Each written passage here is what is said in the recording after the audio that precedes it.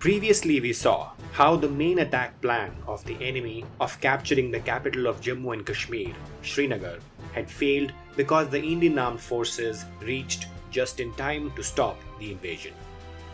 After the decisive battle of Shalateng, the enemy had to retreat from its strongholds from the outskirts of Srinagar, Baramulla, and Uri. The Indian armed forces were in the process of continuing to push the enemy out of the valley by recapturing Domil and Muzaffarabad. That is when they heard the news of the second wave of invasions in the south of the valley. The enemy had launched their second wave of attack in the southern side with the objective of capturing Jammu. If they were successful in this effort, then they would have been able to cut off the Kashmir Valley from the rest of India, making the Indian defense of the valley even more challenging in the long run. So it was extremely crucial for the Indian side to stop the enemy from capturing Jammu. This assault happened on multiple fronts along the Jammu Poonch line. The plan was to capture all major towns along this line till the enemy reached Jammu. The towns in the region under assault were Mirpur, Kotli, Naushera and Changard in the middle, Rajauri and Poonch towards the north of the sector, and the future plans were to attack Akhnur and Jammu on the southern side. Troops of the 50 Parachute Brigade were aggregated in Jammu to begin operations to reinforce these towns in the Poonch sector. While the reinforcements were to arrive in these towns, the Jammu and Kashmir State Force garrisons were the only troops available to defend against the ongoing enemy assault. There was no outside help that could be provided to these garrisons. One major challenge for the Indian armed forces was the long border they shared with the enemy in this region. So the enemy could attack multiple targets parallelly. Even in the case of major victories for the Indian armed forces, the enemy could always attack the next town down the communication line and with just one success, outflank the Indian positions and isolate them in the north. So the objective for the 50 Para Brigade was to move north from Jammu and provide relief to all these towns under assault, but at the same time ensure that the line of communication between Poonch and Jammu is secure. With the twofold objective of 50 Para Brigade, they had to push forward as quickly and forcefully as possible, but at the same time leave behind enough troops and resources in each town in order to secure the crucial line of communication. The enemy's initial plan was to overrun the towns in the region in quick succession. They did not expect the town defense forces to put up much of a fight under such an overwhelming assault. But to their surprise, the defense forces in the towns dug themselves in and fought back against the assault. With the enemy's plan foiled, they were forced to change their game plan and resort to siege tactics for each town. By October 28, 1947, Mirpur, Kotli and Poonch were under heavy attack from the enemy, and the enemy started to lay siege around these towns in the coming days. There was some air support that was provided to the defending garrisons in these towns, but the air support was not enough to reinforce the garrisons. The crucial town of Rajauri fell to the enemy. The towns of Jhangar and Naushera, already under heavy attack, were also on the brink. 50 Para Brigade, in the meantime, sent their troops into the town of Akhnur as a prelude to their move into Jhangar, Kotli and Mirpur. Meanwhile, in the north, the 161 Brigade had liberated Uri on November 13th and was planning on continuing with their assault on the retreating enemy into Domil and Muzaffarabad, when the news came in about the Poonch garrison being under heavy attack and in need of urgent relief. With this information, the Indian side altered their plans for the 161 Brigade and ordered them to move south to relieve the garrisons at Poonch. With this, the two-front approach to relieve the towns in the Poonch-Jammu line was created, with the 161 Brigade from the north and the 50 Para Brigade from the south. The plan of action was for the 50 Para Brigade, currently present at Akhnur, to move at high speed towards the north of the Jammu Poonch line on November 16th. It was to secure Naushera on the same day, establish a firm base at Changard on November 17th, and relieve Kotli and Mirpur by November 18th and November 20th, 1947. While the 50 Para Brigade helps relieve the garrisons in these towns, in the north, the 161 Infantry Brigade was to strike from Uri on November 18th and arrive in Poonch on the same day. The Royal Indian Air Force detachment from Amritsar was to provide aerial support to the southern side. The attack went in as planned on November 17th, but 50 Para Brigade was slowed down in the initial few days due to large presence of enemies in the region.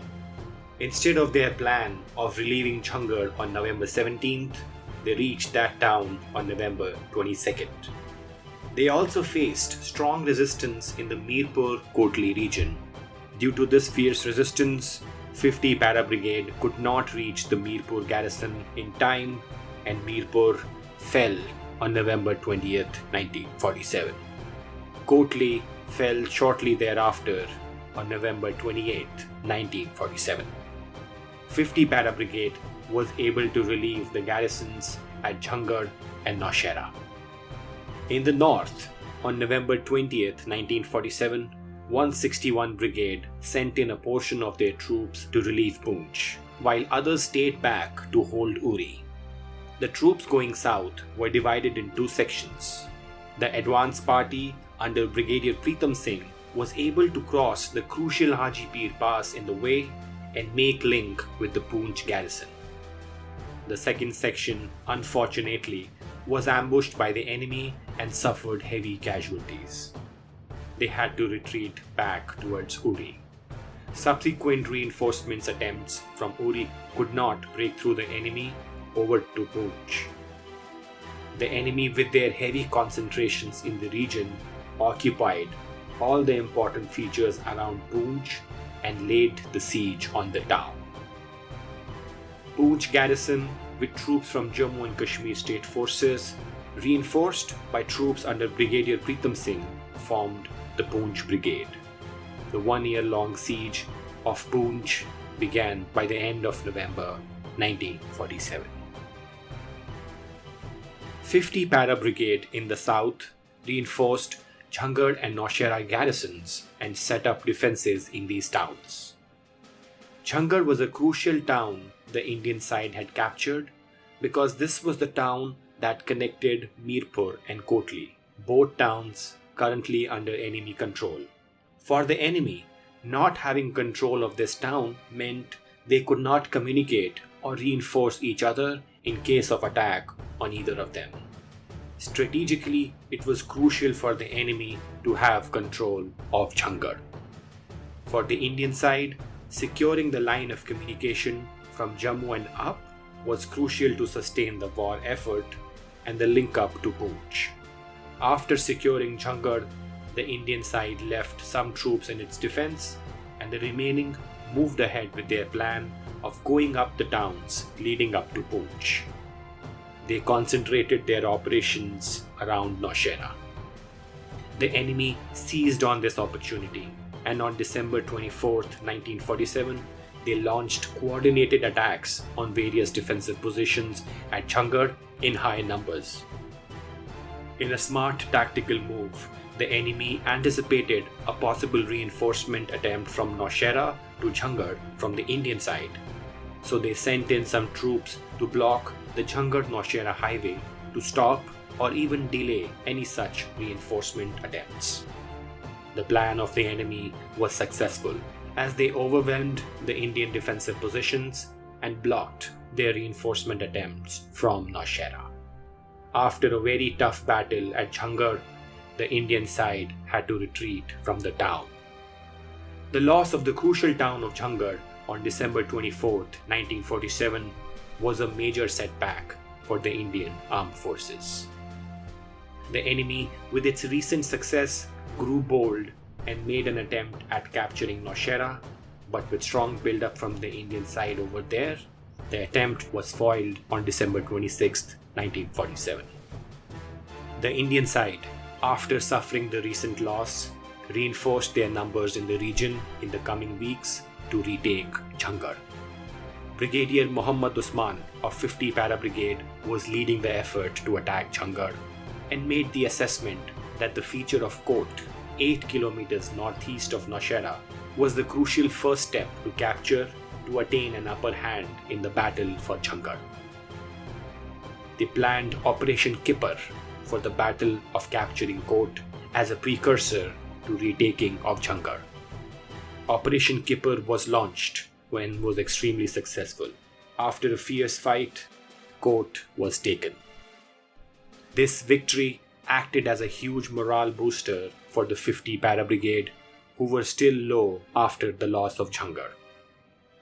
After losing Kot to the Indian side, the enemy attempted their second attack on Naushera with increased numbers and ferocity and even better coordination than their previous attempt on the town.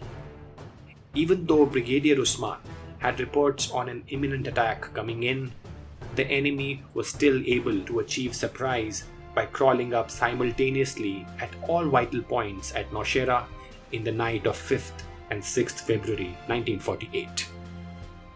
The attack came in from two sides from the south, one from the north of Naushera, as well as at the feature of Kot. In the north, the full fury of the attack fell on the vital point of Taindhar held by one Rajput. This was the highest feature in the area, and hence gaining access to the feature was crucial for either side to dominate the battle. The fall of this feature would have made the defense of Naushera untenable for the Indian side.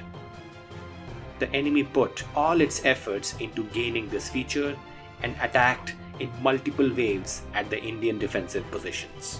One of the crucial fights took place at post number 2, guarded by far fewer troops, defending against multiple waves of attacks by the enemy. Brigadier Usman came to know about the attack on this feature and sent 3 Rajput to relieve them. The troops at the feature, however, had to stop their post from being run over till they were relieved by 3 Rajput.